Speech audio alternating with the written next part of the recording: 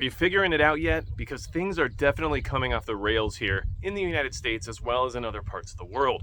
We just had the reports come out saying that June's inflation numbers were 9.1%, which exceeded expectations. And that should tell you that things are not going well. And in fact, they're going so badly that they're exceeding the expectations of people who are already predicting bad inflation numbers. And that should also tell you that we are on trajectory to experience similarities to countries like Sri Lanka when it comes to unrest and total government collapse. The president there fled the country because of the protests and the riots and the fact that they don't have any solutions and they can't help their people any longer. But the thing that should concern you the most is that the prime minister there is now saying that they need the military to do anything they can in order to maintain the peace. By any means necessary, maintain civil order. And that is something that should concern you because we know what that could potentially mean. And that is exactly what you should expect here in the United States. Except for there's one thing that's a little bit different that I would caution you about. And that's the fact that those who are in power here and who are in control in the USA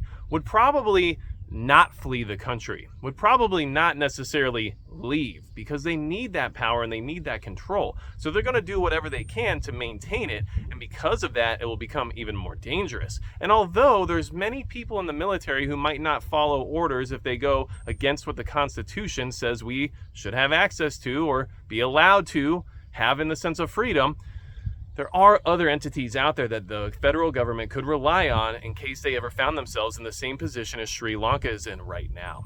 And that's why I'm watching out for what's happening. And that's why with these inflation numbers, you have to expect that even though we haven't gotten there yet, we're on our way towards a Sri Lanka type scenario. This means we can't afford to live or have basic necessities. If these numbers keep going in the direction they are, and like I said, they're exceeding expectations, then we're not going to be able to afford the basics: food, water, utilities, energy. We're not going to be able to have things like cell phones or internet or stuff like that that we can't afford even right now. So how do you expect people to take that, especially when they've become so accustomed to such a comfortable life here in the United States?